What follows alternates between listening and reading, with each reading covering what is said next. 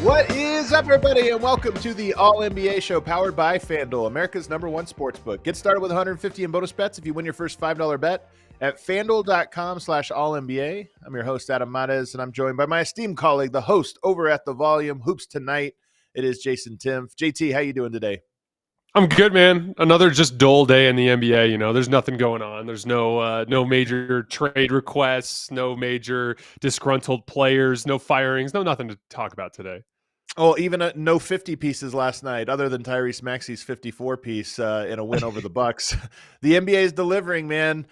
We have a great show. There's so much to get to. These Friday shows, you know, with Mondays and Wednesdays with Legler, we break down some games. We'll do that occasionally on these Friday episodes with me and Timpf. But we also get into some more broader topics about the NBA, kind of look back at the week and look back some of the broader topics. So today, we're going to talk about best pick and roll pairings, you know, big man, ball handler, the best pairings in the NBA of those guys. We haven't compared our lists, so I think this one's going to have a lot of different answers to it and allow for some really interesting discussion. We're also later in the show going to talk about the most underrated acquisitions, which I think there's some guys making major impacts right now that were under the radar in the offseason in terms of, you know, we weren't talking about them a lot, but making a big difference in the standings for certain teams. And then later on, Houston, Denver. Are you excited for this game, man? To me, it's the best game of the season so far. Nuggets, Rockets, it's a cup game. Both teams are playing very well. I think this is going to be an incredible matchup. Yeah, you know, I view Houston as firmly in the top tier of contenders. I'm very high on them. I'm sure we can get to that at some point today. And if you look at that top tier right now as OKC, Denver, and Houston, I like Detroit's interesting. I just need to see more. Like I like it always. Whenever there's a new team like that, it takes me like a month or two before I really start to get on board. But ever since OKC Houston on opening night, we haven't really had a game like this, and that was a super weird game. And obviously, right, OKC was down some key guys. What's the word on Denver? Like, you think Aaron Gordon's going to play tonight? I think Aaron Gordon missed Wednesday so that he could play Friday. I think that was a little bit of that. Everybody understands that game is a measuring stick game. So I think it's going to be more or less full strength for these teams. You know, obviously Christian Brown's out, but I think it's going to be a really, really good measuring stick game for both of them. And to your point earlier, we'll get to this. Houston, I think, has earned their way into tier one. I mean, maybe they should have always been there, but coming into the year, I think a lot of people thought they were just below the Denver OKC tier. They look great. So this is going to be a great style fight. We'll get to that one though later on. Let's put a pin in that one. I want to start by talking about something I enjoyed very much this week, way more than I expected to enjoy, and that is one Derik Queen, the rookie big man, skilled big man out of New Orleans.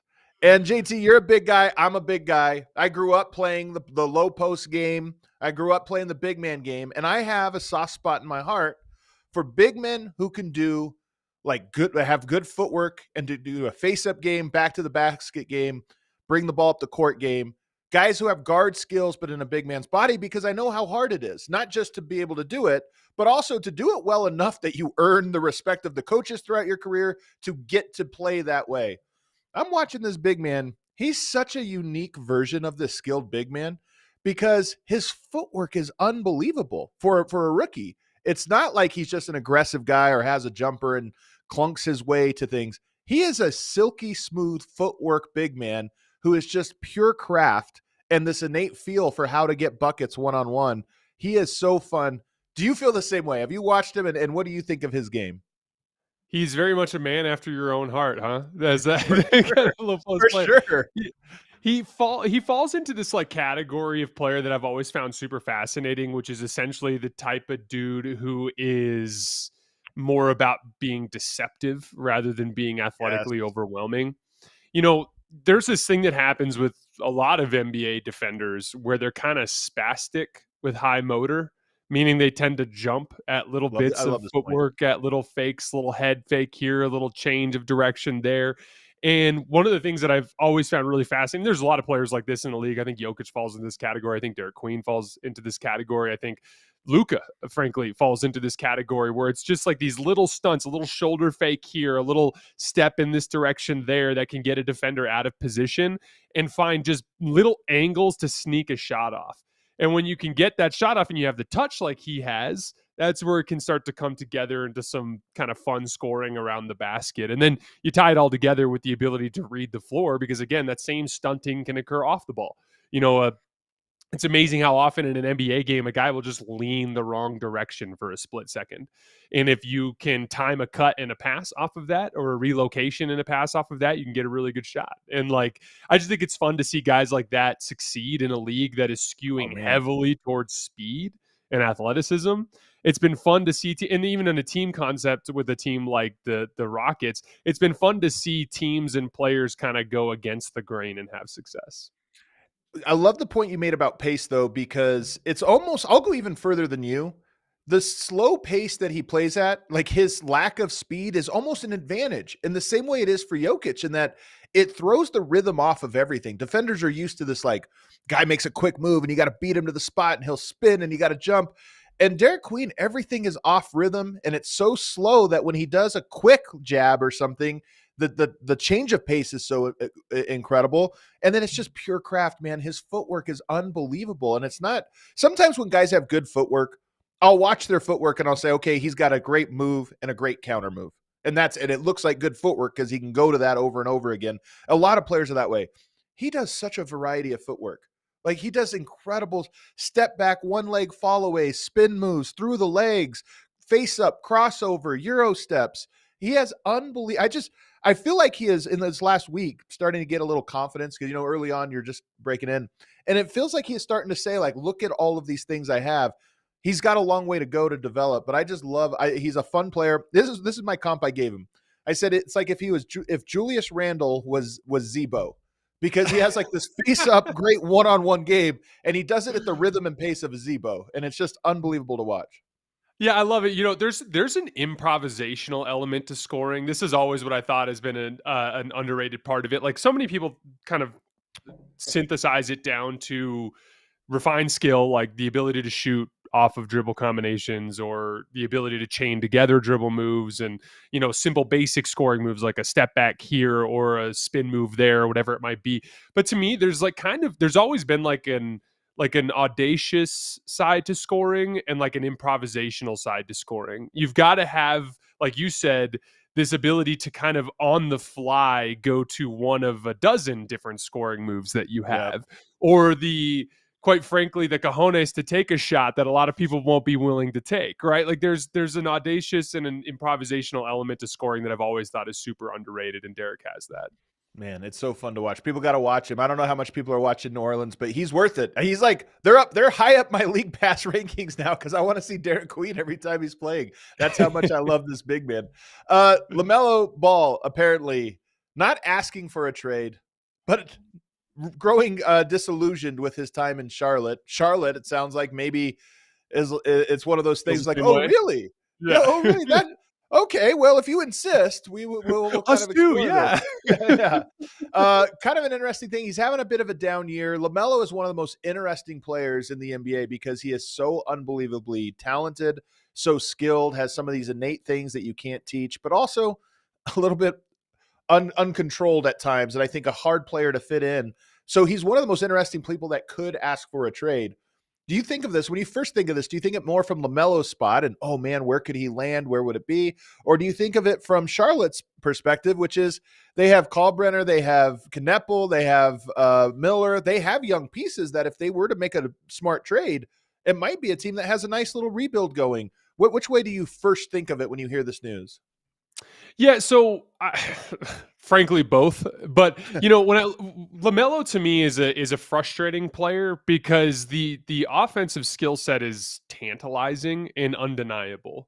Like they score the basketball at an insane rate when he's on the floor, and then they completely fall apart when he's off the floor. And I've always, and I know that you feel the same way. I've always been a huge believer in the offensive engine type, and it manifests in a bunch of different ways. Obviously, Jokic brings a certain flair to it. Luka brings a certain flair to it. But to me, like, LaMelo's kind of more in that like Tyrese Halliburton type of mold, just with more of a scoring focus, where it's like he's very good at pushing pace and he's a relentless advantage hunter that consistently sets up his perimeter players with closeouts to attack and his big men with either advantages in the short roll or, lobs along that vertical spacing window, right? So like he fits kind of a different kind of archetype there. But to me, he's that traditional offensive engine, which I've always really believed in. There's really two reasons why I've never been the kind of guy that's been like really in LaMelo's corner, and why, like, if I was a GM, I personally would not trade for LaMelo. And it's one, the injury stuff, which is obvious. He's played 52 or more games in a season just once in his entire career, despite this being his 6th season. And then two, there have been these clear areas of opportunity, like refining his shot selection, trimming some of the fat in his offensive game that prevents him from being as efficient as he's capable of being. Or on the defensive end, like, I think he's a little bit underrated as a defender because he can move around well and he's got good speed and length, and he'll make some plays on that end of the floor. Like, I think too often he just gets painted as like a do nothing on the defensive end guy, which I think is unfair. But there's certainly a lack of like consistent possession to possession engagement. And so what you hope to see over a 6-year NBA career is like progress. Is there progress in those areas? Like, for instance, with Tyrese Halliburton, over the course of the last few years, you're like, oh man, like he's getting into those hedge and recovers with his hands up and he's sprinting out to the shooter and he's chasing him off the 3-point line. Like, Tyrese is like really making progress as a defensive player. And he has, kind of developed a shot profile that has made him more efficient than he used to be. And like there's progress there that I haven't seen with LaMelo, which makes him more of like the tantalizing prospect and not the fully realized prospect. So I personally wouldn't trade for him, and that kind of limits him to some of the more desperate teams out there. So that's where it gets interesting, like what kind of team's going to go after LaMelo. But yeah, I personally, if I was running a team, wouldn't make a move for him. I mean, I think you broke it down exactly the way you have to break it down, which is the talent is there. I agree with you. He's like Halliburton. You just turn up the talent even more, like, and the aggressiveness, but you do that at the expense of this reliability. Like, just, do you trust him to be a guy that is going to take it as seriously as it needs to be a leader, any of that stuff? Halliburton obviously has those things in spades. LaMelo, that appears none at all. And so that's such a risk. Like, the number 1 and number 2 guy that you build around on your roster, they just set the culture. They set everything. And if you don't fully trust that those guys are going to do that appropriately, everything else is going to be 10 times harder. And I think with LaMelo, you're right. It's 6 years. It's not like 3 years in and we're saying, I don't know, we'll see where he goes. 6 years, I think you kind of know. But he is good enough, skilled enough, and talented enough. Like, I mean, I obviously loved Lonzo Ball, and I always thought about what Lonzo would look like next to Nikola Jokic, because I just think you get 2 supercomputer brains on the same court. It's going to be incredible. LaMelo's a supercomputer brain, but there's just no way I would want to risk that for the back half of Jokic's prime here. So I'm with you. If you look at it, is there any teams you want to throw out? Just like funny teams that you're like, you know what, I thought of this team for him if he did get traded. So I'll rip through 3 of them really quick. The first one is the obvious one that was kind of floating around last night, kind of something built around the structure of something like LaMelo and Colin Sexton for Anthony Davis. It's fun on a couple of different levels because, one, you give Charlotte, who in like their biggest weakness is they don't have any sort of like defensive foundation in the front court. That's their biggest weakness. So you give them a defensive foundation, and then with Knipple and Brandon Miller and Sion James, like they've got like some guys there that I think like could complement Anthony Davis well. And Anthony Davis kind of functions as a bridge between the Kalkbrenner era, whoever it is that you end up using as your center in the big picture in the short term. I think also Charlotte could potentially rehab Anthony Davis's value and flip him again down the line if they wanted to. The second one I came up with was San Antonio, just a straight up kind of swap for De'Aaron Fox. The main thing there is San Antonio wouldn't have to really give up any draft compensation or any of their young guards. And LaMelo kind of would function as the traditional offensive engine, which is something that team lacks. Like, if you could take a top tier kind of offensive engine type not top tier, but like a second tier offensive engine type with a top tier defensive anchor type with Wemby, it kind of makes a lot of sense. And San Antonio would have the depth to withstand his injury issues. The last one, this is one Hold on. do. Personality wise, is there a wider difference than LaMelo and Wemby? I mean, Oh, part of me thinks it's so opposite it might work, but man, would that be a weird way to build your team? I 100% agree. I just think San Antonio has a strong enough infrastructure to withstand that, especially since they wouldn't have to send out anybody other than a De'Aaron Fox in a situation like that. The last one, and I wouldn't do this, but this is like something I could totally see Joe Lacob doing, is him being like, man, we messed up on the Wiseman pick. Let's go get LaMelo. And then like it makes them somehow worse in the short term because they'd probably have to give up Moody as well as Kuminga in order to make the salaries work. But then at least in the long term, you could see as a Warriors fan being like, he's our foundational piece for the future. I just think that would be foolish because of all the reasons we discussed earlier. I mean, he would play really well in that system. They're just so good at making quick decisions. It's just like I said, the volatility of him. It's all it really comes down to. We'll have to see how that one goes. Some team, it's just like John Morant. It's right now, most teams outside of a handful feel like a little stable. We'll see what we have. We'll let this play out. But we know as it plays out throughout the course of the year, there's teams that just get a little desperate and are willing to take bigger risks. We'll see what happens. I'm going to skip the bus firings thing here. I know that happened, but we just have to keep it moving. We have a lot of topics we want to get to. And quite frankly, I don't care. There's not a lot to say. There's not a lot to family, say. You know, the GD bus, what is this, the fifth relative she's fired? Yeah, but bus is gonna bust, man. I will. Let me just say one thing very briefly. Okay. I saw Dan Wojcicki had an interview from The Athletic with Jesse Buss last night, and Jesse dropped this bar at the end. He basically was like, "Let's just put it this way: I hope Mark Walter runs this team the way like he runs the Dodgers, because if it's like the way it was the last 10 years, Lakers fans are not going to be happy with the results." He basically said if Jeannie stays in charge, they're going to underachieve. He basically subtweeted his sister. It was pretty funny. Man, what a drama over there. Also, I will say it feels a little bit like bad juju, a little bit of bad karma. You have Dr. Buss, and it's like his legacy and the Lakers, it stays in the family, and then now it's this cutthroat game of secession. Dude, it doesn't feel like good mojo, but maybe the Lakers. It's definitely like secession. That's exactly what I thought about yesterday when I was reading about everything. All right, our challenge here for the last thing here in segment 1, our challenge was we are going to try to find a team looking at the standings and say what team is better than their record and what team is worse than their record. We're each going to pick one. We might have picked the same teams. I don't know. But I'll let you go first, and we'll start with the optimistic one here. Which team is better than their record indicates? This was an easy one for me, the Golden State Warriors. They just had an absolutely brutal schedule to start the season. They had, I think, 17 games in 28 days, a league high 5 back-to-backs with no other team having more than 3. And the schedule just beat them into the ground. And it's unfortunate because it's led to these other issues. Like they've started pointing the finger at Kuminga again, which like, I don't like the Kuminga fit with Golden State. And I wish he would have been traded 2 years ago. But like, I think it's kind of absurd to like blame him for the situation they're in. Like every guy on the team has some blame to share for the issues they've had as of late. Like, you toasted a game in Indiana because Steph mailed it in. Like Steph had a brutal game on the road in Indiana. Steph was really bad in the Oklahoma City game. Jimmy's had bad games. Draymond's had bad games. Yeah, Kuminga's had bad games, but so has Pod. So has Moody. They've all had bad games. Like everyone is to blame. And more importantly, no one's to blame because I think the schedule has beaten them into the ground. I think this is a really good team. I think this is an upper third team in the NBA that is going to flirt with around 50 wins. And I think that they look like a 500 team right now because they've just been beaten into the ground by their schedule. And it will lighten up. And I think we'll see them start to rack up wins when they don't necessarily have to stare down the barrel of crazy road trips and back-to-backs and all that kind of stuff. This is the time of year where schedule plays a huge part of it. So I hear you. And I came into the year really high on Golden State. So it's kind of my initial thought was that they're going to be a good team, but they might have some ups and downs. It does seem like some of the early and look, the Warriors have gone through this and come out the other side and won championships. But it does seem like some of the early bickering and frustrations, they're so familiar. You're talking about young Steph Curry, Draymond Green, now Jimmy Butler, frustrations with young guys not getting it and how are they going to get it and are they going to buy in? that I just look at and say it's November 21st.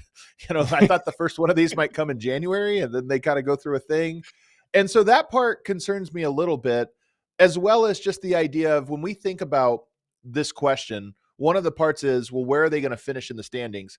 You're right that 8th feels low. Phoenix might drop. San Antonio might drop. I don't know if they go much higher than that, though. Like, is their upside really better when we factor in health? Oklahoma City, Denver, Houston looks like they're going to be up there. The Lakers look like they're going to be up there. Maybe Minnesota. I wonder if their record is actually where they're going to finish. They're going to be somewhere around 6th, 7th in the standings when it's all said and done. Yeah, that's where it gets tricky. I mean, there's a difference between the conversation, are they better as a basketball team than their record would lead you to believe? So for instance, like the Boston Celtics are 1 game over 500. I do think the Warriors are better than the Celtics considerably. You know what I mean? But then again, the Western Conference is such an absolute bloodbath. Are they going to climb out and, dig themselves up to a top 4 seed? Like, that's hard to imagine at this point. But again, like, it all comes down to the schedule because, like, so for instance, take the Lakers. The Lakers have 10 games in December. Now that'll get a little bit crazier with the in-season tournament, but maybe 12 games in December. They have 17 games in March. So, like, there's a version of this where, like, you have other teams that have brutal schedules in March, and the Warriors find themselves, in mid-February, 4 games back of the 5 seed, and then suddenly they make up a bunch of ground rapidly in an easier stretch of their schedule, and now all of a sudden you're in late March and you're a game and a half out of the 5 seed. You know what I mean? So, like, this could all change, and that has been kind of the story of the Western Conference over the last 4 years. Like, everybody in that 4 to 8 range kind of jumbles up a bunch over the course of the final month or 2 of the season, and so I wouldn't count them out. And the other thing, too, with Golden State is, like, they do have a lot of organizational advantage. They have excellent home court advantage. They're very well coached. They do have a depth of young players down their rotation that can all play roles. So, like, when the schedule eases up so that their 4 late 30s dudes aren't driven into the ground and can play more consistently well, I think that gives them a higher floor. And I think like they could easily have a 13-game stretch where they go 11-2, and make up a lot of this ground. And it might be right here because, to your point, they go home. They have home games now against Portland, Utah, Houston, New Orleans, Oklahoma City, 5 straight at home.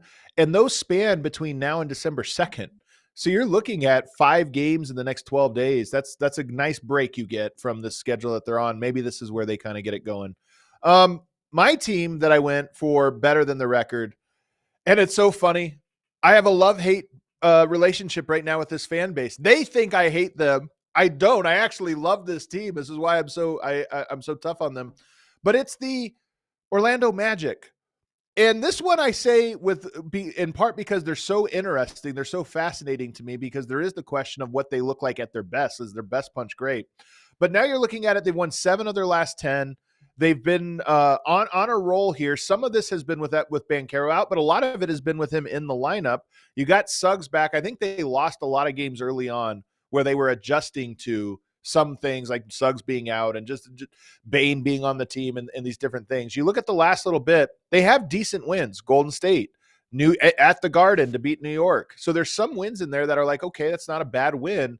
And then I think they have a depth of talent. I don't think they're a great team. I don't think they're a contender.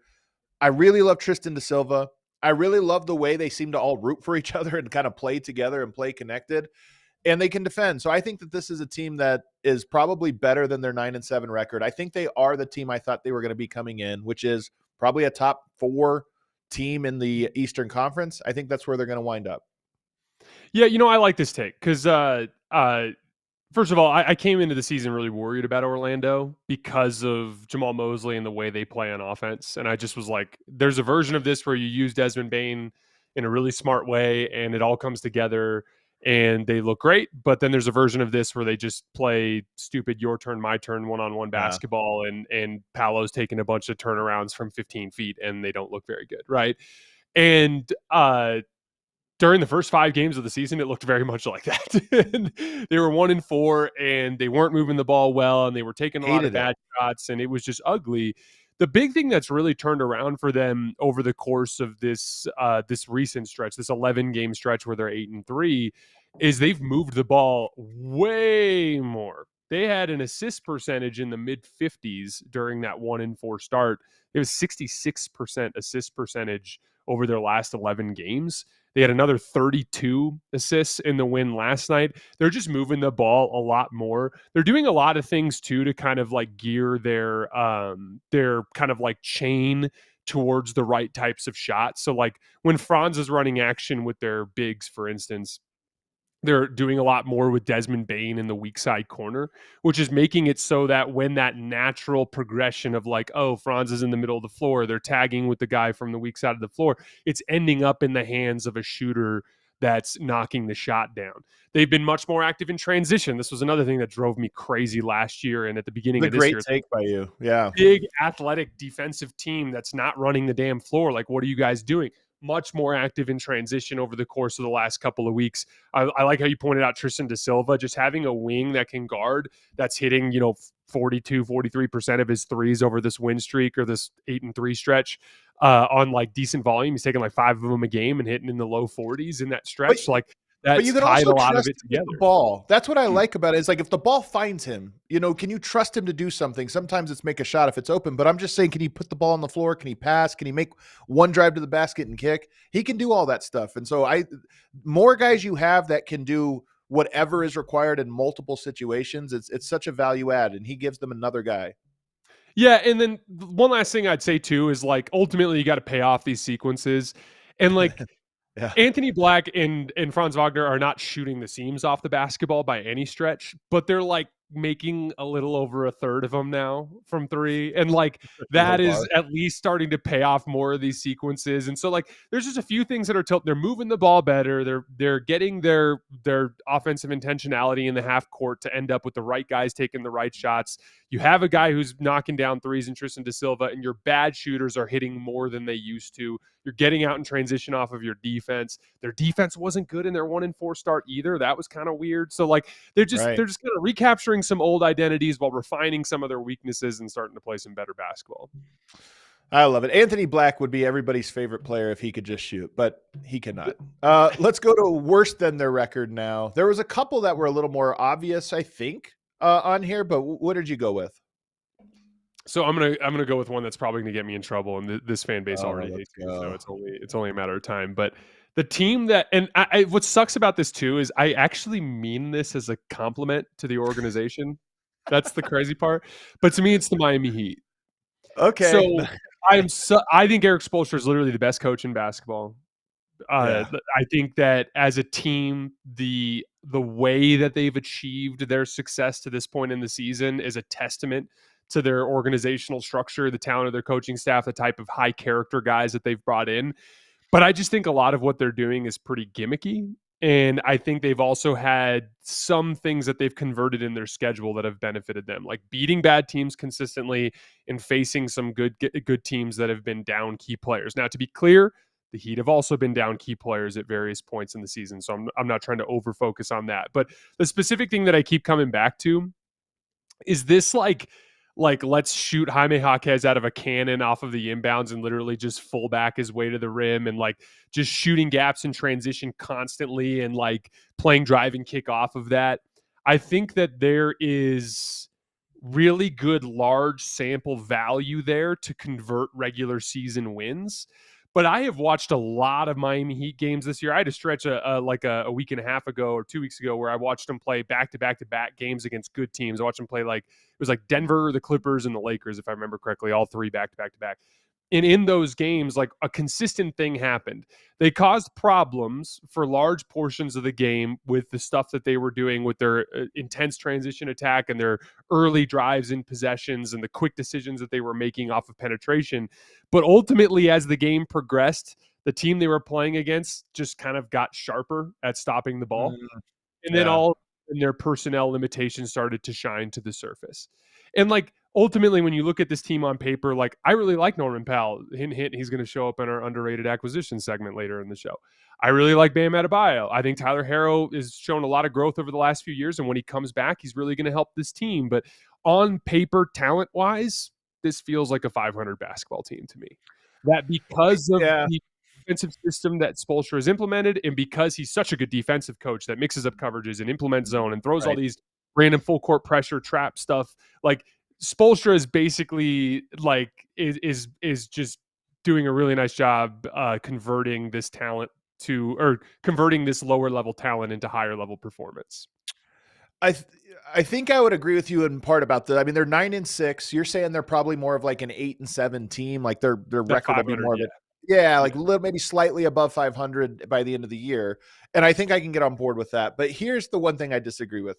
I don't think it's a gimmick. I think gimmick almost implies like you're tricking teams and you got this thing and it works because no one's really paying attention. What I would say is I think the Heat got a roster this year that is different from what they've had in years past. And Spoelstra is a wizard in that he looks at it and says, what can this team do? What is this collection of players? What would should their identity be? And yes, it's a little different in how they play and how they attack, but it's not a gimmick because to me, it's like, no, that's what this team is. We don't have necessarily pick and roll play and a guy that does this or that. We have a bunch of guys that can attack. We're going to spread you out. Fontecchio is playing incredible. Davion Mitchell fits the system. You mentioned Norman Powell as having basically the year he had last year, but a little more efficient. So, and then you have Andrew Wiggins, you have Jaime Jaquez. I just think you look at it and say this style fits the roster that they have, and it's good enough.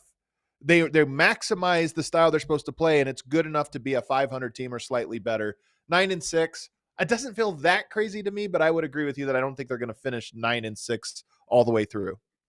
You're right. Gimmicky is probably too strong of a word. But ultimately, it's like they're manufacturing success with system in a lot of ways. I love the points you're making. Like specifically Jaime Jaquez, for instance, like he is a very good downhill player. Like when he gets ahead of steam because he's so trunky and has a lot of momentum when he's going downhill. Yeah. But he also, when he gets cut off, will quickly turn his back to the basket, back a dude down, and make a kick out read. Or like Davion Mitchell. Like Davion Mitchell is like sneaky, one of the best layup finishers in the league. Like he hit a couple of like ridiculous left-handed scoop shots off the glass at the end of a game the other night. I think he's shooting something crazy like 65% on layups this season. He's another guy that can kind of start their drive and kick attack. I like a lot of their players individually, but ultimately their best offensive player wouldn't be better than the best offensive player on the vast majority of teams in the league. Yeah, I mean, that's probably fair. I still like them, and I think they're going to be good. And here's my thing. Fun to watch. And even your point about them get to the playoffs and then like, is it going to work? I think you're right that there's some teams that would just erase them. Like good teams, you play them in the playoffs. They're like, okay, we know what this is, and we're going to wall that off. And do you have a counter? But there's some teams that won't. And like that's just the classic thing about the Heat is they might get one of these matchups where the team is not versatile or smart or connected enough to stop them, and then they make them pay. We'll have to wait and see. My worst than the record team, and I'm just being a full hater here on this one. I'm going with the Phoenix Suns, who also have the same record as the Miami Heat, 9-6, and they are on quite the run right now. They've won 8 of their last 10, but let me give you who they've beaten. This is everybody they've beaten this year. Sacramento, Utah Jazz, the Spurs. Okay, decent win there, although it was a little early in the year. And they had that, remember, they were the ones that came up with the first defense on Wemby that held him to 9 points. He had that horrible game. It was a very well-coached game. The Clippers twice, everybody's beaten them. The Pelicans, everyone's beaten them. The Mavs, the Pacers, and the Blazers, who are tripping up. Outside of that Spurs win early in the year, all of those other ones are teams that are just terrible teams. So they're playing great. They have to give them their due. Third best net rating in the month of November. So it's like they're winning and they're doing some good things. They're playing connected. They're tough. They know who they are. But that's the softest win of all the teams that have won 9 games. That's the softest profile of wins. So I just have a feeling that this is an early season feel-good story. To your point, ESPN's NBA standings shows them at 8-3 against teams that are below 500, but just 1-3 against teams that are 500 and above. They've only played 4 teams that have a losing record. That's kind of wild. One of the things I'll say though is like I think it does make sense to me on paper. Like I think them winning makes sense within the scope of the way the team is built and their schedule. Like they are the kind of team that will beat bad teams because they have like a lot more. They have a lot more like cohesiveness with the roster and the way that each like guy slots into roles compared to previous seasons. Like, the redundancy issues that the Suns had last year were similar to the redundancy issues that like the KD, James Harden, Kyrie Irving, Brooklyn Nets had. The difference is Bradley Beal is way worse than Kyrie Irving. And those Nets teams had like Bruce Brown and Nick Claxton and like these really good two-way, like kind of like do everything role players around them. You go back to the Suns team from previous seasons, not only were you getting that lesser version of that third star in Bradley Beal, but it was just not very good in terms of the do everything role player talent around them. So by taking essentially Kevin Durant and converting him into a guy like Dylan Brooks, who can be that 3-and-D wing. Ryan Dunn being a year older, so now he's just a little bit more experienced as that kind of do everything defensive rebounding forward.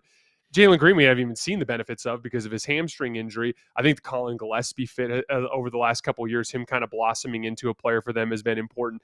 It's just been a lot more like, we know Devin Booker can be an offensive engine. He was showing that in previous years before they got Kevin Durant. Like, he's not just a scorer. He's a guy who can run spread, pick and roll and make the reads and actually like get an offense moving.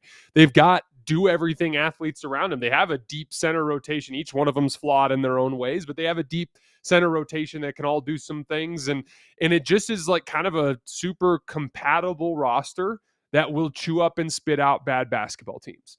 And so, like, I talked about this before the season. Like, I wouldn't be the least bit surprised if Phoenix ended up with like 35, 37 wins when it's all said and done. I don't think they're going to be a top 8 seed or win a playoff series or anything, but they're going to be a tough to beat team on any given night in the regular season because they're just a very compatible NBA roster. Well, they're going to get tested here because their next month between now and Christmas is pretty brutal. They play Minnesota twice, Golden State twice, Oklahoma City, Houston, Denver, Houston twice, actually. So they play a lot of the top teams in the Western Conference twice over the next month. So it'll be a good test to find out where they're at. And just by the way, this 1-3, 4 games against teams above 500. The only other team that with that few of games against teams above 500 is the Oklahoma City Thunder. They're 4-0 against such teams. So 1-3, we'll just have to wait and see. That's a pretty. They played a super light schedule. That is one of the underrated storylines of the season. Is like OKC's kicking everybody's ass, but they haven't played anybody either. But the point is in the 4 times they did play teams, they kicked their ass. So like, what do you make of that? And by the way, I'm not trying to say that I think Oklahoma City deserves to be recognized as the best team in the league right now. Yeah, I mean, there's no question. They're making it look awfully easy, and they're still down a guy. All right, let's take our first break. On the other side, we're going to get into this best big guard or big wing duos, especially with pick and roll, dribble handoffs. This was a unique one that we're going to debate on the other side. Should be fun. First, we got a new partner here on the All-NBA show, Underdog Fantasy. Fast breaks, buzzer beaters, block parties are back. Underdog is the place to get in on all of the action. Whether you're into basketball, football, hockey, or any sport in between, Underdog is the place to get in on all the action all season long. Playing Underdog is easy. Just pick where your favorite player will go higher or lower on stats like points, rebounds, steals, and more. So, for example, tonight, they'll give you a number for Nikola Jokic. Maybe it's 28.5 points, and you would decide, is he going to score more than that or fewer than that? You get to pick a couple different players from different teams on any given night to build a roster. It could be a 2-person roster, 5-person roster, whatever you want. And if you get it right, then you win cash. You can win up to 5,000 times your cash. I had super producer James put together a roster. Did you think of a couple for this tonight, James, for tonight's Denver-Houston game? I was ready. I definitely do. I got Nikola Jokic over 9.5 assists. Amen Thompson over 2.5 stocks. Oh, I like it. I got Tim Hardaway Jr. going under 2.5 3-pointers. Okay. And I'm going to believe the trend. Cam Johnson going over 1.5 threes. All right, there you go. If you like super producer James's roster, you can hop on and play it, or you can make your own roster tonight. All you got to do is download the app today and use the promo code ALLNBA to score $100 in bonus entries when you play your first $5. That's promo code ALLNBA. Underdog, make picks, win money. Must be 18 plus, 19 plus in Alabama and Nebraska, 19 plus in Colorado for some games, 21 plus in Arizona, Massachusetts, or Virginia, and present in a state where Underdog Fantasy operates. Terms apply. See assets.underdogfantasy.com/web/play and get terms _DFS_.html for details. Offer not valid in Maryland, Michigan, New Jersey, New York, Ohio, and Pennsylvania. Concerned with your play? Call 1-800-GAMBLER or visit www.ncpgambling.org. In New York, call the 24/7 Hope line at 1-877-8-HOPE-NY or text HOPE-NY in New York. Also want to tell you guys about Shopify. I am an entrepreneur at heart. If you don't know this, I'm one of the co-founders of All City, which now operates in 5 different networks and has these national shows. I've always been a guy that wanted to just work for myself, work on my own. I really respect the people that want to be entrepreneurs, but when you are an entrepreneur, you have to understand what the best tools are and whatever business you're operating. And one of those is Shopify. It's the e-commerce platform behind millions of businesses around the world and 10% of all e-commerce in the US. Shopify even powers the All City merch store where you can buy all kinds of great merch, especially if you're a fan of Denver sports, Chicago sports, Philly sports, Dallas sports, Phoenix sports. You can buy really cool merch up on our website if you did not know that. And of course, it all flows through Shopify. It's got you covered with website creation, product descriptions, email and social media marketing, and more. They also have AI tools designed to help you maximize sales. So if you're ready to sell, you're ready for Shopify. Turn your big business into cash with Spotify. There it is on your side. Sign up for your $1 per month trial and start selling today at shopify.com/allcity. That's shopify.com/allcity. I love it.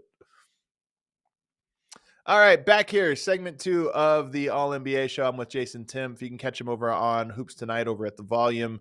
Let's get into this big topic today, which will be a bit of a debate where we try to figure out who are the best.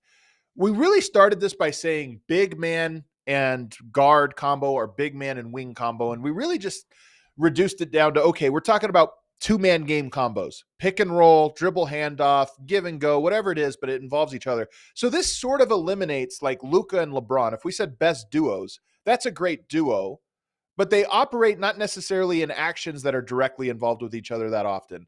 The 2-man duo for a Lakers team would be Luka and Ayton, since they're the ones that are doing like pick and rolls and dribble handoffs. That's at least how I put my list together. Do you agree on sort of the rules here, JT? The Jackson Hayes slander. Are you kidding me? No, I'm just kidding. Yeah. No, I love this format because I think this ultimately is the foundation of most NBA offenses and how you enter a defense. The real question is, are you going to let me go first so I can steal your duo once again? Oh, man, is that how this is going to work? You know what? I'll do it. I'll do it every show. You keep teeing me up to take all the Nuggets, dudes. I don't know what to tell you. That's so funny. It does look bad on a graphic for me. Everyone's like, what the heck, man? But all right, I'll let you go first. So you're going to go Denver here.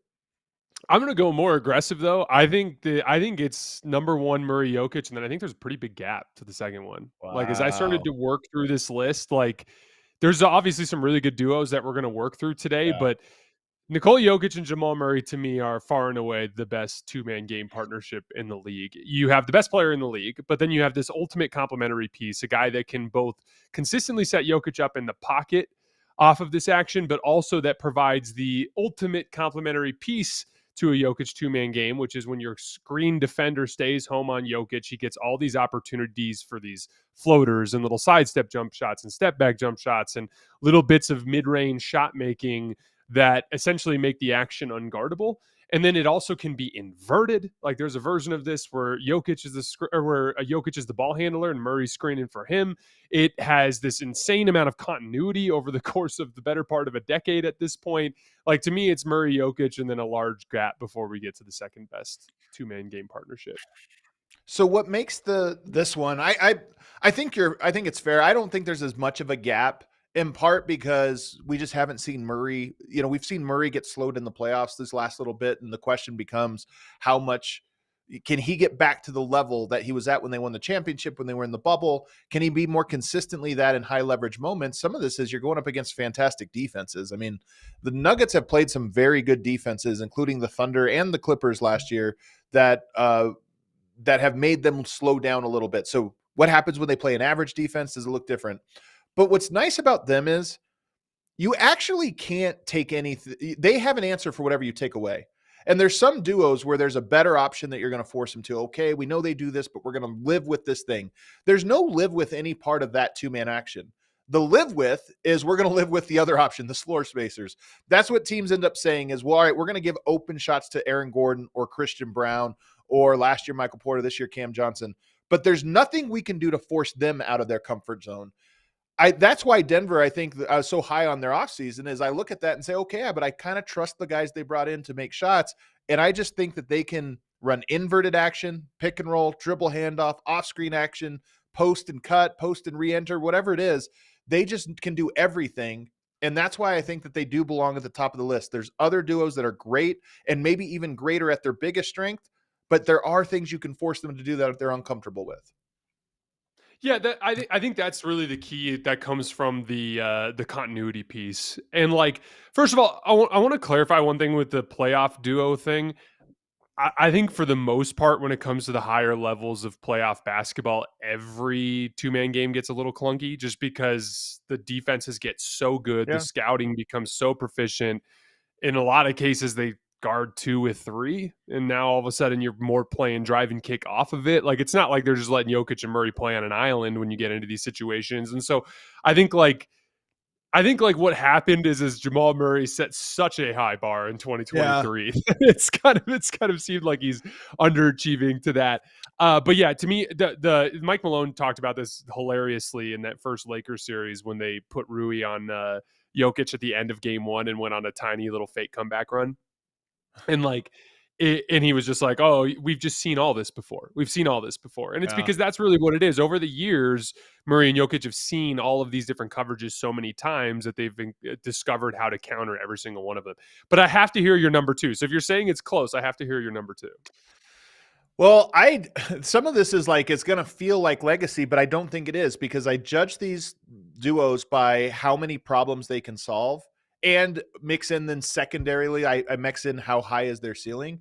And that's why I go with Draymond and Steph as my number 2. And it's because just like Murray and Jokic, they've seen everything. They're unbelievable at being able to adjust on the fly, but also because what all can they run? They can run pick and roll. They can run dribble handoff. They can run zoom action, like the pin down into a handoff and all of the actions off of that. They can run split cuts. They can run off ball where Draymond's at an elbow and you're running Steph off of multiple screens. And they can run all of these one after the other. So it's like a lot of these duos, it's like screen and roll. It didn't work. Pull it back out. Another screen and roll. And let's just keep doing that. It can be effective. But they can go from one action to the other seamlessly. Even better than Murray and Yoke, they have the best mind meld where they just make these quick decisions together where they both seem to have read something they didn't say out loud. And I still think it's incredibly potent, even in the year 2025 and going into 2026. It's still one of those things that I think those two can compromise any defense when they're in sync. I think this is a really good take. I would have had them number 2 as well. I think the big key here is like Draymond. What I love about this is we're appropriately giving Draymond some credit here. Like, I think Steph is the second best offensive player I've ever seen behind Nikola Jokic. So like, I'm super, super high on Steph for sure. And I'm a huge believer in everything he does to grease the wheels for an offense. My favorite stat to throw around was last year's incredibly limited Warriors roster logged a 120 offensive rating when Steph was on the floor, according to Cleaning the Glass, which is just such a remarkable accomplishment, especially for a late career version of Steph that was averaging 24 points per game or whatever. He's just remarkable. But Draymond to me is like, because Steph does so much of his work off the ball, there's a certain read and react and like refined passing element that you need to kind of unlock a lot of the advantages that come from it. And Draymond's the guy that makes all of that work. Yep. And, I think it extends beyond even just the 2-man game where like a lot of these situations will be 3-man action. Like you mentioned, the split cuts. There's the game that the Warriors won against the Spurs on Friday night. They got 2 layups down the stretch, one for Draymond and one for Jimmy, that came off of action where like it's Steph, Jimmy, and Draymond all kind of interchanging with each other in a sequence, and having like that high IQ kind of passing fulcrum that can tie all that together is the key. There's another like continuity element with them too, where they've just kind of seen everything so many times over the years. I think that's a great pick at number 2. So is this snake draft style where I go next? Might as well. So. Let's do it. Or might as well we'll snake it this way. I think it's fair. You gave me the Nuggets, guys, so go ahead. The next ones are almost speculative for me, like where are they headed? Because some of these are a little bit new. Like a lot of the ones I have next are new pairings. I'm going to zig on you a little bit here and go to a pairing that's a little unconventional, and that is Cade and Sengun. And the reason I'm going to this one, because if you look at the data, it's not like a ton of pick and rolls and stuff. Like it's not that they've just been going at each other, pick a traditional roll to the rim. They use their two-man actions a lot to get switches, but they're both so good against switches. Like if you switch KD's guy out onto Sengun, he walks you down, he collapses the defense, he gets it off you. KD runs pick and roll almost exclusively to get the switch. Like he's not even looking most of the time to turn the corner and get to the basket. He's certainly not looking to pocket pass to the roll. He's looking to just drag it out long enough so that you have to switch, and then he ISOs. So it's a little bit strange, but I can't take away from them that that's a two-man game, because you have to have the skill to be able to force those switches, and you have to be able the skill to compromise the defense once those switches happen. And I think that as the year goes on, they're going to develop a little bit more of the traditional sense, a little bit more of a two-man game where KD's cutting off of, elbow catches and this or that. Right now, they're just so comfortable forcing the switch. And when you watch it, number one offense in the NBA, because almost every time down court, you're mismatched because they can get a mismatch in 6 seconds in the very beginning of the possession. Yeah, I love this pick. For the record, I would have had them number 3 as well. I don't think you're jumping to any conclusions at all. I think these two dudes are just straight up ass kickers. I love both of these guys. And I'm very high on Houston. We were talking about that a little bit earlier in the show. Love the way you broke down the switching thing, because that's the key. Like they're gonna run that, like they'll get tic-tac-toe sequences where like KD will get a screen from Sengun and they'll show 2 on the ball and Sengun will roll out of it and they'll pitch it over the top, and then Amen Thompson will cut along the baseline and Sengun will hit him and he'll get a dunk. And for the record, like there's a 5-man game element to all of this. Like what made the Murray-Jokic 2-man game dominant over the years was Aaron Gordon's ability to vertical space along this baseline and Michael Porter Jr.'s ability to space the floor on the weak side, as well as KCP. Same thing goes for Golden State. Like having the high-level read and react guys, the third guy in the action like Jimmy we were talking about earlier, like what Andre Iguodala and Gary Payton have done over the years as baseline cutters and guys who can kind of flow into the next action. There's always multiple elements to it. Houston offensive rebounding. Like it's kind of like you mentioned the switch attacking. Like that's really what Houston does that kills everybody, is they get these screen advantages where you've got like a skinnier guy who's guarding KD who ends up switching onto Sengun, and then Sengun backs him down for an easy little post move, or KD gets a big on a switch and he just starts frying him off the dribble. But then what ends up happening is, like, if you have your big man step up at all, there's Steven Adams mashing you on the back line, getting an offensive rebound. And if you don't, you're letting these guys work one-on-one where they can kill you. And then if you send extra attention to box out Steven Adams, now their guards are grabbing every offensive rebound, which is like what makes them so difficult to guard. I think these two guys are just awesome one-on-one players that are almost impossible to keep from a favorable matchup that's going to put you in a compromising position. And that's half the battle. And then the other piece of this is because they're not running where that's, like you said, chain reactions and the defense is scrambling. What's interesting about them is they have gravity without spacing. And what I mean by that is Adams along the baseline has enormous gravity because you can't step 3 feet away from him or else he pins you and grabs the offensive board. So even though he's not spaced, you can't leave him. You have to start boxing him out 3 seconds before the shot goes up, just so that you're not pushed out of position. KD, Sengun, there might not be operating always above the foul or the 3-point line, but you also can't sag off them. You have to be into their space. So no matter where they are on the court, they're like super magnets. And as a result, there's openings for the people to kind of create from. So, all right, I'm glad. All right. So I got 2 good ones I like in second and 2 and 3. Where are you going next? Okay, so this was a tough one because like there's the conventional way to go with the best players where it's like for Giannis you could go in a direction, for Luka you can go in a direction, but I'm actually going to stick with a duo that I think pairs at a super high level, which is a healthy Darius Garland and Jared Allen.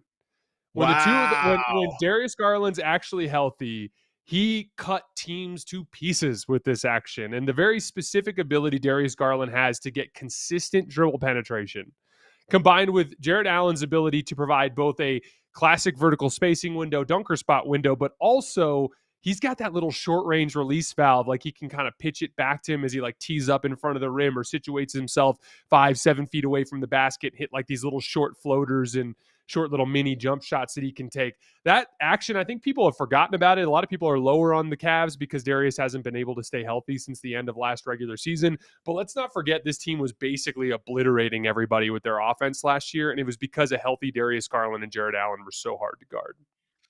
This is such an interesting one because I think people might have said Mitchell and Allen, we talked about Mitchell and Mobley, but they don't really run any two-man actions. They don't run a lot of picks together.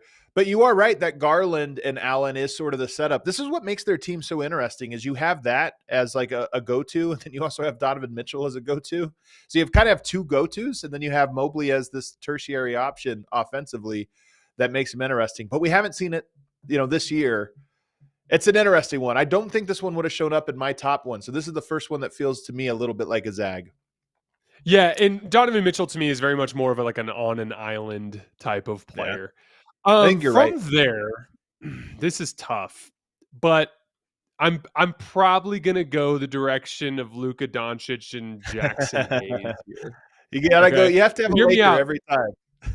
The problem with DeAndre Ayton is he is a much better fit because of his ability to score in the middle of the floor. He's a much better fit with like an Austin Reeves or a LeBron. But Jaxson Hayes, because Luka is so good at the vertical spacing window, Jaxson Hayes rolling. There's two things with Jaxson Hayes that makes the partnership with Luka work super well. It's the vertical spacing window, and it's his short roll passing. Jaxson has been a revelation this year on the 4-on-3s, making that read in the middle of the floor, consistently hitting the right shooter on the weak side. And by the way, the Lakers this season with Luka and Jaxson Hayes on the floor together are posting a 130 offensive rating. Wow. Do you think then that this is going to increase? Like, is this something? Because Ayton is also really good in these short windows. He's got a great push shot. He can hit the jumper, pick and pop. He's like really skilled and can do some things. But do you think that it's like, all right, you're the LeBron guy? I mean, you're going to play a little bit with both, but when we get Luke out there without LeBron on the court, we're going Jaxson Hayes and we're just running. That's the basis of our offense. Yeah, so we're going to see a lot of Luka and Ayton just because of the way the starting lineup is structured, and who knows how that'll end up at the end of games as well. But the way the Lakers are going to start to tilt this, you'll see, is it'll be Luka and Jaxson together, and then it'll be Austin and LeBron together with Ayton. And it's going to be a lot of those kind of configurations because they all kind of complement each other the best. And that's really, like, if you're asking what the upside of the Lakers is, it's that. Every single offensive unit is going to have an enormous amount of offensive talent on the floor that's going to be able to pick a good defense apart. I have three more that I want to take, and that's a tough spot to be in because I've only got two now in a row to go to. So I'm going to have to pick between three options that I was hoping only two were on the board at this point. These ones are, two of these are like new, one of them's old, and I think I'm going to end up with the two new ones, and that's going to be Rollins and Giannis. This one's new, and there's just not a ton of data on it, but the data is really good. They run 18.3 picks per 100 possessions together. That's 85th percentile for volume. 1.25 points per direct is just insane. I mean, you're talking about a hyper-efficient offense when those two are together. The same goes for the number with handoffs, that they run more handoffs than most. Their efficiency is through the roof. And then they're an example of a two-man game that has assists back and forth to each other. This is like Jokic and Murray. It's not just one direction. Like Luka and Jaxson Hayes, we run this lob, or score. For them, you can do a bunch of different things where they're giving the ball back and forth to each other in different spots. And it's new. Like, to me, there's a lot of room to mine this one throughout the course of the year and to figure some things out. So I'm going to go with them as the next one, even though it's kind of a smaller sample size. Like that pick a lot. I think Ryan has had a really natural give and take with Giannis, finding his opportunities to be aggressive without taking Giannis out of rhythm. I also think, and this extends to Giannis, but both of them are very good at spraying out to shooters off of rim pressure. I'm a big fan of that pick. All right, my next one is even more prisoner of the moment, but who cares? I'm doing it and leaving you a couple good ones, more veteran ones. But I'm going with Cade Cunningham, Jalen Duren. I love this duo too. Now, Duren is not, I talk about how much I love a big man, and I love a big man with skill. I like Jalen Duren, even though I wouldn't put him in this category of skill. He's more of a traditional big man, like in the big man stuff he does. But he is increasingly refined at the skill level he'll need for that style. Meaning there's some bigs that just catch, like Rudy Gobert, catch, dunk. He's good at that. But the moment he has to do anything else, it's a little clunky. Jalen Duren is starting to get the one dribble spins, even just like catch the ball, no spin, no dribble, just use your pivot foot to find the angle and then to go up strong. He's really good at that. And given his strength, he doesn't need dynamic, post moves or this or that. He just needs to be able to find the angle where you're off your balance, get to it, and then elevate and finish. And obviously, Cade Cunningham has a great chemistry with everyone. Their two-man game is, I think, budding. Like, it's not, when you look at the numbers, it's not just, oh, there's a million. Actually, they do have 38 picks per 100 possessions, which is 98th percent on volume. The efficiency, they run it so much that the efficiency is a little lower because it's not like direct actions leading to the score, but it still sets the table. And I think it is one that is going to grow in the coming years and really even this year. Yeah, the Jalen Duren stuff has been super fascinating because, like, he has grown in his offensive polish. Like, he's legitimately spent clearly a lot of time behind the scenes working on his handle, and he's adding a little bit more of the face-up game. And you're talking about, like, those kind of higher level finishes on the roll where you can turn your basket and turn over either shoulder, have a step through move, things along those lines. But to me, ultimately, what makes Jalen so good is he's just a masher underneath the basket. Like, he just physically manhandles everybody and grabs a million offensive rebounds and dunks everything and can finish in traffic. Like, that to me is the ultimate kind of tie together piece of this two-man game, with Cade being your stereotypical big playmaking forward offensive engine. I've always been a big believer in this archetype. Like, you want to know why I picked Luka and Jaxson? It's not because I'm a huge believer in Jaxson Hayes. It's because I'm a big believer in Luka Doncic. Like, Luka to me is one of the very best offensive players in the league right now, right? So you get like Cade, who's effectively like this kind of, obviously a very different type of player, but kind of like that Luka light, big playmaking forward. And you have an absolute masher of a pick and roll threat with him, who's starting to add some of that polish. You talked about the kind of big picture potential of Rollins and Giannis. I can't imagine where Cade and Jalen Duren are going to be in a few years if Duren continues to polish up his offensive game. One last thing on Jalen Duren. He's first team all untucked jersey. Like, he's so physical down there that his jersey gets untucked a lot, and he just looks good. Some guys look good with an untucked jersey. He's one of them. I can't explain. Yeah, it's easy to look good when you keep putting up 30 and 15 every other night. So there's that. Yeah. All right. Where do you go? Let's see the board again. All right. So you're picking your final my last two here. Let's see. This is tough. We're getting into some complicated territory here. All right. I'm gonna just list them both real quick, and then I'll give you my quick rundown. Okay. I'm gonna go Harden Zoo. It's a good one. This year's a little weird, but yes, it's a good one. Yeah. And then I'm gonna go Giddey Vucevic. Oh, I love it. I love it. Okay, so Harden, Zoo. The Clippers have been extremely frustrating to start the season. They haven't been as good defensively as they've been in years past. Zoo has been kind of up and down. Harden got off to kind of a mediocre start, but Harden's been crazy good as of late in the last couple of weeks.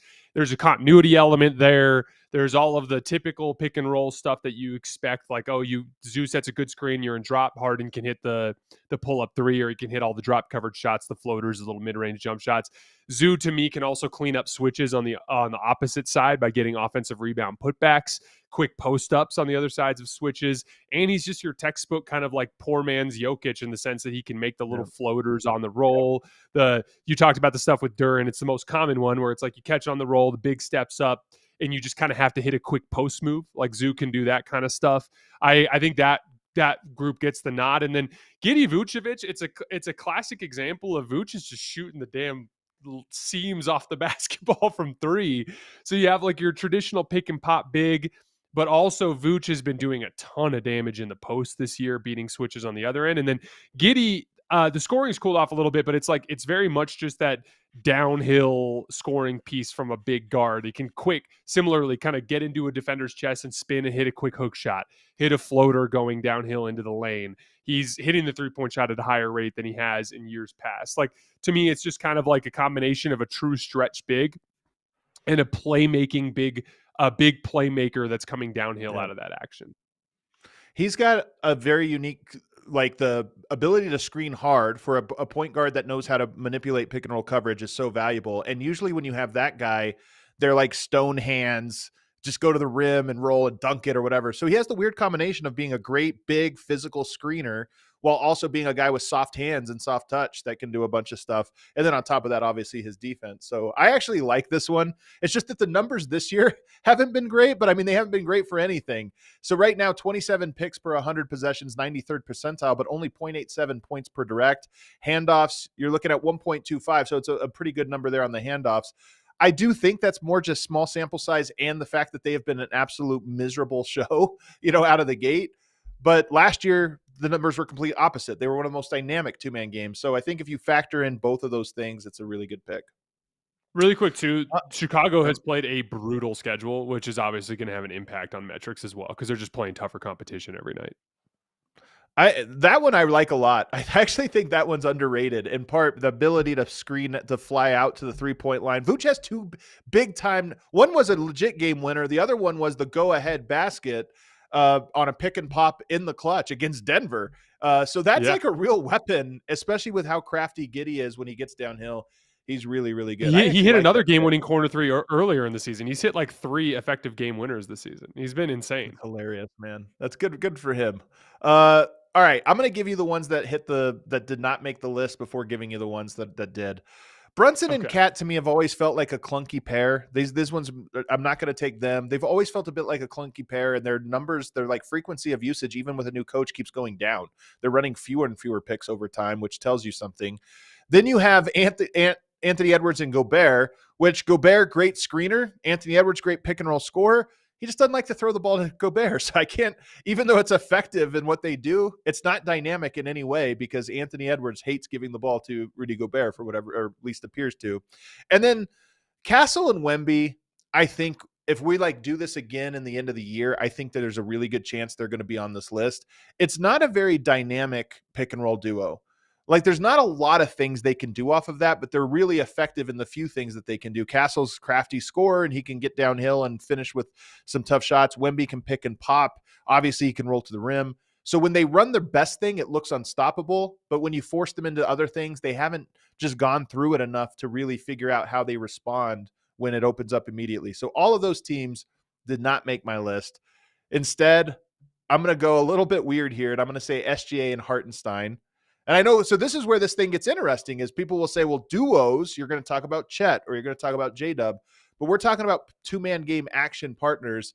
And this one reminds me a bit of KD and Sengun in that it's not necessarily the pick and roll to the rim, throw it up, lob, you got it.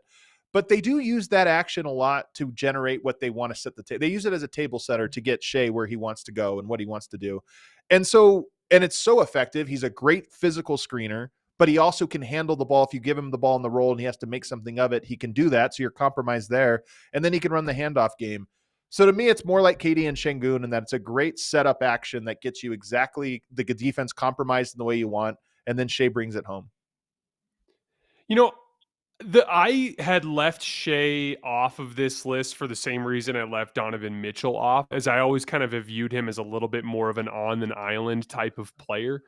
So for instance, like he has run 157 ISOs this year, which is the second most in the NBA behind only James Harden. And when it comes to his two-man game stuff, he runs a lot of guard stuff too. Like a lot of like a guard will just kind of run up and then slip out. But ultimately, I'm gonna say that I like this pick for the same reason I like Luka and Hayes. Like at a certain point, even if it's Jaxson Hayes, it's Luka damn Doncic, and it's Shea Gilgeous-Alexander, and Shea is just so good that he kind of has to be taken in a list like this. So I'm 100% on board. It's almost like you want to go with this, and you want to be like Luka plus the rest of the team, or Shea plus the rest of the team, and in any form of screening action is going to be one of the most dynamic plays in the NBA. Well, the best screening pair is honestly Isaiah Joe and Shea, because that action you're talking about where you just bring him up and slip him out and you get the screen, like that's actually as effective as anything, but it's not really dynamic. It just works because you can't do anything about it. We're going to go long today. Are you good to go a little long, JT? Yeah. Let's go another 10 here. Cause I want to get into this most underrated. By the way, in the comment section, let us know what you think of our list. And if there's a duo that we disrespected, it's never that we got it wrong or picked someone else. It's that we disrespected somebody. Let us know who we disrespected, what duo, now that you see what it is we're doing. Big man pick and roll pairings. But I want to talk about some underrated off-season acquisitions here and just kind of give quick shout outs. So we touch on a handful of teams. And my list, some of these are underrated, some of them are not. Let's just go quickly through these. Michael Porter Jr. has been a phenomenal acquisition for Brooklyn because he's playing really well. You know, Jordy Fernandez had him in Denver when he was an assistant, and I think kind of was like, had a belief of, no, he can handle more offense creation, like self-creation. He can handle that, but he's not going to win. So it's like, get him over here. We're trying to tank. We're going to tank, but his value right now to me, if you just think of him as an asset, expiring contract next year, you play it out this year in Brooklyn and have a pretty efficient scoring year. And then on top of that, he's passing the ball better and doing some of the stuff. Next year, this next summer, they could flip him, in my opinion, for value. And there's probably a team that's going to talk themselves into, hey, he's more dynamic than we thought. He's efficient. Let's go. So I think that has been a sneaky great signing for Brooklyn because they got an asset and they turned an asset into a better asset.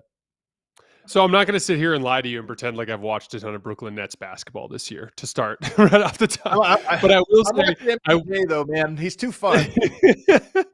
Here's what I'm going to say. I like MPJ, and I hope he goes to the Detroit Pistons. Ooh. I think if he ends up in Detroit, if they go that direction instead of making a Lauri Markkanen trade, I think he's a more achievable. I think he's a textbook example of like you could pay a tiny fraction of what you would pay for Markkanen in terms of salary and assets to get a player that would provide like roughly 90% of the impact that Lauri would provide if you brought him into Detroit. Like I do think, again, like I think MPJ, as he gotten a little bit older, a little bit more frail, he become a little bit tougher to play at the three. And then as you saw Aaron Gordon become more proficient as a three-point shooter, it became more like let's get an athlete out there. And I think that's why going the Cam Johnson direction was the right direction. And thank God he's starting to make some shots over the last couple of games, right? But to me, Michael Porter Jr., even though he didn't make sense for Denver in the long term, I still think he's a very useful player, very good defensive rebounder, very good secondary rim protector, awesome weak side scoring forward who can score off an advantage. And I just think he makes a ton of sense as basically an upgrade on the Tobias Harris position. So if I see him in a Detroit Pistons jersey this year, I'll be very excited. Well, you could pair him with another. Well, real quick, I'm going to give out a list here, but just because I want to fly through this. But you brought it up, Detroit, and one of the guys that was on my list is Duncan Robinson. And so if you talk about giving Cade Cunningham and Jalen Duren two Michael Porter and Tobias's spot, and you have Duncan Robinson, that would be incredible. But Duncan Robinson, 12.7 points per game, and his efficiency is way up, like we saw in those early days of where he was in Miami. He's shooting 42% on 7.3 3-point attempts, and it's like he fits back. I worried he lost confidence in his shot and was going to be kind of this inconsistent guy, but he's found some consistency now in Detroit, and it's kind of under the radar. No, I like Duncan Robinson's been fantastic. He was a really smart pivot off of the losses of Tim Hardaway Jr. and Malik Beasley. Yep. There you go. All right. You had another one. We can just kind of run through the guys we have on our list here. Run through your list, and then I'll run through mine. So Mamu, my guy Mamu, I have to give a shout to. Like this guy up in Toronto has been fantastic. Sandro, I can never say it right. This is a really tough one. Mamu Kulashvili, I think, is my best attempt at it, but he has been great. 9.2 points. He's obviously very efficient as well, and he gives you a little bit of everything. Plays smart. They're a really smart team or I shouldn't say a really smart team. They have some guys that can come in and contribute in a lot of different ways, and he's one of them. I just like his game. I've actually liked his game for a while since I saw him in Summer League his first year, and he was a standout to me. But he's been really good there, and I think it's underrated. Toronto's good, and he's one of the reasons. Yeah, he's kind of like a underrated bucket getter. Like he's got a little bit of off the dribble, like give you a move, counter move, give a bucket type. He's been one of the guys in film sessions. I've been watching quite a bit of Toronto lately because they've just been so damn good. And by the way, shout out to Toronto. They're playing a really fun brand of basketball. I think we talked about them last Friday, if I remember correctly. But they like Mamu is one of those guys. Every year in my film sessions, there's like a dozen or so guys that consistently pop up for me as like he's kind of kicking that dude's ass like in the film session. And Sengun was like top of that list for me last year, which is a big part of why I'm not surprised that he's popping in such a big way this year. Right. But Mamu is one of those guys where he just comes in these bench groups and he just starts badly outplaying his matchup like pretty consistently. He's a good player, man. That Toronto has a lot of these guys, though. I feel a lot of guys that are a little under the radar.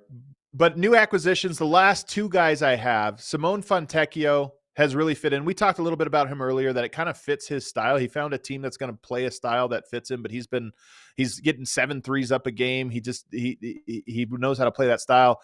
And then Josh Okogie, a little bit lately, they've been switching it up a little bit. He had a really loud first 3 weeks, I would say. Aaron Holiday's been playing well lately, but Okogie's 44% from three.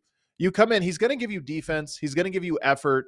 And then it's like, you're going to be off ball. Can you knock down some shots? So far, he's done that. And that signing didn't make waves. It was more like, okay, what are they going to do at the point guard spot? But for 3 weeks, he has not necessarily been like a dynamic guy in that spot, but he has been very good. He hasn't been an anchor to them. And I think that's underrated for the team that has that much talent, to have a fifth guy that can just go in and not hold the team back. Yeah, so for Fontecchio, we talked about the Heat earlier, but like it's just that dynamic movement shooting, which for a team that once you stop the damn ball with Miami, it can get a little tricky for them on offense. So that over the top shooting has been super valuable. And then with Okogie, it's just so crazy because he's like one of many mediocre to bad shooters who just keeps making every damn shot for Houston to start the season, which is like super weird. But there's also like, he brings that kind of like mashing out of the corner crashing offensive rebounding element and the ability to guard. And he just like, what a nice little piece of depth, a guy who can basically provide a rough approximation of Tari Easton so that you always have one of those kind of guys on the floor at all times. Like it just seems to have worked really well for them. My list, I think you can shout out both of the Lakers dudes, Ayton and Smart. Both of them have provided big impact for basically heavily discounted deals this summer. With Marcus Smart on the floor, the Lakers have a +8 net rating, and because they've had such injury problems to start the year, and because of a couple of bad blowouts, their big picture metrics haven't been that strong, but they have been when Marcus is on the floor, which is a key. And he just provides connective playmaking on offense and then defensive playmaking, just getting into passing lanes and getting into the ball, forcing turnovers. With Ayton, it's been twofold. Like, it hasn't been that great statistically in terms of like the net rating type stuff, but he's had a lot of big key games that have helped them win games when guys have been out of the lineup. And most importantly, he has slotted Jaxson Hayes as a bench center instead of a starting center, where Jaxson has been doing a ton of damage. Jaxson added a bunch of muscle mass over the summer. He's been doing more damage there. Tim Hardaway Jr. to the Nuggets. He's been hot to start the year. With Jokic on the floor with Tim Hardaway Jr., they have a 133 offensive rating and have been outscoring teams by 22 points per 100 possessions. Now, I know it's been a little bit up and down with the bench group, and he recently had a really bad game the other night. But like overall, I think Tim Hardaway to the Nuggets has been found money. What's your experience been like rooting for Hardaway so far? He's kind of made all of his shots this year, and it's in like he's shooting 45%, so you're like, he's been fantastic. But I mean, if you shoot 45%, you're going to be fantastic. He does fit. The one thing I will say is the Nuggets veterans this year, him included, Bruce Brown, they do know how to play, especially off of Yoke. So he just does little things like repost, like Yoke will kick it out to him, and if he's open, he'll take it. But if not, getting it back to a big man to me is such a big deal, and he's really good at it. He moves the ball. He does a lot of things well. But the truth is, at the moment, he's shooting 45%. If he's shooting 40% throughout the entire year, I think it's going to be a great, great thing for Denver. My last two, Norman Powell.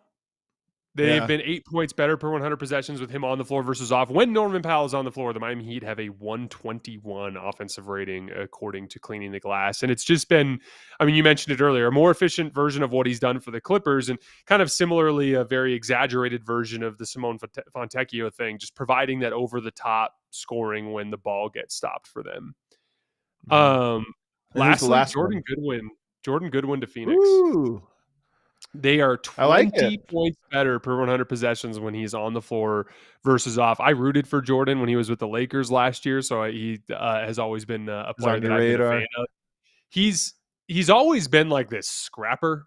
He's sneaky, has one of the best, like I call it like nose for the ball, but to me it's like a guy that like seemingly comes up with every loose ball that's in his vicinity, whether it's an offensive rebound or a loose ball steal, whatever it might be. He has always been a scrapper, but Phoenix has kind of deployed him a little bit more as an on-ball, kind of like aggressive offensive player at stretches this year, and he's been good in that type of role. And he's just a really good basketball player, and I'm not the least bit surprised to see him thriving in Phoenix. It's interesting. I think for some of these, like Michael Porter Jr., Duncan Robinson to an extent, and even Norman Powell, they're underrated in that they're not like star marquee names or this or that, but they have been good. But they were also known and discussed, in the offseason. Some of these other guys like Mamu, Fontecchio, Okogie, Tim Hardaway, these are guys that barely made ripples when the trades happened. But to your point, they're making impacts on winning teams right now. So let us know if there's any shout outs. Waived and signed. Like, what a Yeah, huge Goodwin is a very good one. Yeah, like Goodwin is very under the radar. I'll be honest, he's under my radar even a little bit, which is good. Let's finish up, though, today and get you into your weekend by talking about our FanDuel Duels of the Night. You can check out the Duels of the Night, download the app, use the code ALLNBA to receive $300 in bonus bets when you deposit $5 at sign up. And really, this is just a chance for us to talk about. There's some good games. Heat at Bulls, that's always a fun one. Pelicans at Mavs, the Toilet Bowl, that should be interesting. Wolves at Suns. Two teams with good records who have played a lot of bad teams, so that'll be good. Thunder at Jazz. The Jazz give up 150 points every game, so let's find out what the Thunder can do. But the game of the night, to me, is a no-brainer. It's a cup game. It's a rivalry game or a budding rivalry game. The Houston Rockets host the Denver Nuggets. You have Sengun and Jokic, which is a great matchup. You have this double bigs. Like Denver has just been dipping their toe into the idea of playing their two centers together. Well, Houston is going to do it a lot. And I'm very curious to see how much they go to that tonight with their double big lineup and any version of their double big lineups. And then you just have a style fight in a lot of ways with the isolation offensive rebounding version that you get with Houston and the try to get the ball popping version that you get with Denver. It's a style fight. It's a standings fight. It's a cup game. It's got everything. I think this is going to be coming into it. It's set up to be the best game of the year because it's two contenders. And to your point, the time OKC and Houston played, it was opening night. It's a good teams weren't really established yet. You're feeling right each now. other out, yeah. Both of these two teams have a rhythm and kind of know who they are. And it's a clash of the Titans tonight on a Friday night. Yeah, to your point, the general rule of thumb is it's about 15 games in that teams start to kind of play like the version of themselves that they're going to be in the big picture. I'm sneaky hoping because I can't remember what Houston's in-season tournament court looks like. I'm hoping it's not bright red because that could be a little too much. I don't remember either. That could add a little cheesy element. I'm hoping it's like gray or like something like that. But I mean, it's the best offensive rebounding team we've ever seen, at least in recent NBA history, versus a very good defensive rebounding team in Denver, the third best defensive rebound percentage in this early part of the season. I'll be curious how they guard each other. I think that Denver has some good types of big bodies to throw at Sengun and KD. And ultimately, it's going to come down to who wins that rebounding battle in a lot of ways. I think that both teams are going to have stretches where they have success against each other. It's going to be a very classic kind of like a heavyweight fight. I'm super excited. I know we're both doing live watch alongs tonight, so we're both going to be keyed in on every possession. And I just what an awesome NBA regular season game we're going to get to see tonight. And a narrative setter. I mean, right now the narrative I think is OKC in their own tier, Denver the best challenger, but Houston, are we sure Houston's not the best challenger? Like that's kind of the narrative. Like Houston is butting their way into that. But if you get a win tonight over Denver, I think that can invert. It's like, okay, well, are we sure Houston's not the best challenger to OKC? If Denver gets a win, are we sure they're not as good as Oklahoma City? Whatever it is. So tonight's a narrative game. And to your point, 15 games into the season is like the perfect time for these two teams to be matching up because we know enough about who they are and how good they are to get truly excited about it. Really quickly before you call it a day, what's your take on Sengun? I think within 3 years, he's going to be a legit top tier superstar, like in the same conversation with Shea and all these guys. Like an MVP candidate, you're saying? Yeah. I think he's that good. He's 23. He's close to that, I think, already. So to me, it tracks. Yeah. I think the tough thing people get with some of these young bigs is they are close enough to Jokic that it's like, oh, he's a Jokic mold. And Jokic is always quick to say this. Like he said this with Derik Queen because Derik Queen is a big fan of his, grew up kind of idolizing Jokic. And he was like, you know what? Like, just don't compare us. Like, yes, he's a skilled big and there are some similarities, but he's enough of his own player that don't shoehorn the lens into, oh, he's trying to be Jokic. And I think Sengun is that way too. Like, he's obviously even closer to Jokic in terms of the style, but there's a lot of differences between them. He's more athletic. He's very flexible. He's strong. He uses his strength well. He doesn't have the same touch that Jokic has. He doesn't have the same like extended shot. So there's just different things about him that make him unique. But I agree with you that I think I was worried coming into this year, how much is he going to be able to assert his fingerprints onto this Rockets team? And I'm pleasantly surprised that it feels as much like his team as anyone's. I think maybe a little bit more. KD, it really does feel like KD is joining this Rockets team and with the things that they do. And I was worried he would get pushed out of the spotlight a little bit, or out of the central hub of what they're doing. And he's too good to do that. So I like that they are playing through him as much as they are. Yeah, and KD's done a great job of like not stepping. Like KD, I think, can tell like Sengun's got it. So we're gonna, you can always tell with his body language, because there will be times where like Reed Shepherd will take like a floater and a ball screen, and KD's at the top of the key, like give me the ball, But like you can tell like Sengun's got it. Like there's a good mutual respect there, and I just think those two dudes, they just give me that vibe. You know that vibe when you watch a special NBA duo? I just get that vibe when I watch KD and Sengun. Well, 14 games into it, man. If you're getting that vibe already, they're set up for a very good 82 games. Tonight, going to be an incredible one. Real quick, before we get super chats, the Twitter handle, allcity_NBA, I think is it. It has been really a really great resource. So if you're on Twitter or X, whatever you call it, and you are looking to follow some accounts, that account has been fantastic with stats and details and highlights. I say if you missed the games in the NBA the night before, go to that page, because you're going to get the highlights, stats, and some interesting graphics that really get you thinking about some interesting stuff. It's been a great follow, and I highly encourage you to go check it out, not just for show clips, but for all that stuff that we got going on over there. All right, let's go to our super chats. What do we have? Psycho Blue, the homie, he says Steve Ballmer should be considered for the Nobel Prize. The charity he's given to the citizens of OKC this season is nothing short of the pinnacle of holiday cheer. Bah, humbug. Kawhi probably. Timpf, I don't want to think about this quite yet, but them being this bad and the Thunder potentially having a top 3 pick in this year's draft, to me is like, Adam Silver I have no doubt he has rigged these lotteries in the past. There's no doubt in my mind that some of this Dallas getting Cooper Flag is rigged. You have to rig it in the opposite direction. You can't ruin the league and let them get Darren Peterson. They have to. I mean, Oklahoma City is already a substantial favorite. I'm not a conspiracy theorist, but I kind of wish there was a conspiracy in this case. Oklahoma City, but the thing too is like Oklahoma City is going to experience dramatic internal improvement again between now and next year. Like it's give them somewhere in the late lottery so they can get another role player to replace Lou Dort or something like that.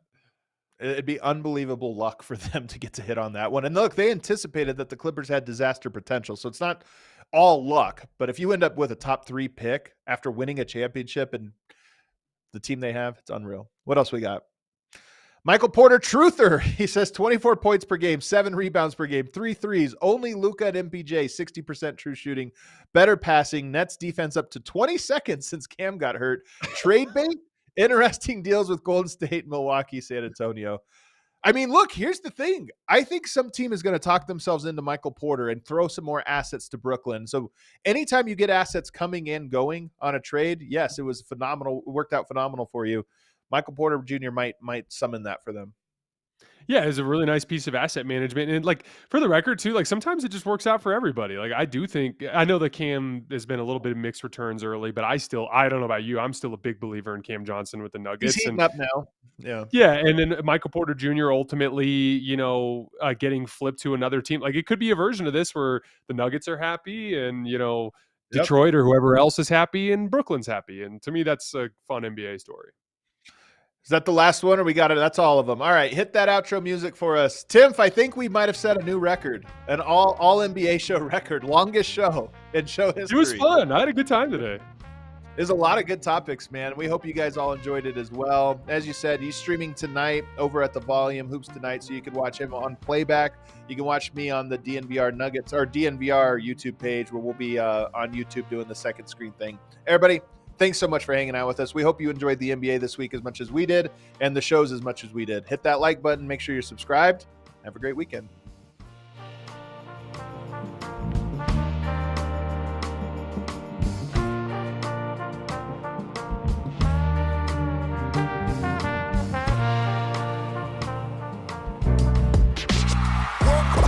We all silly like the mayor.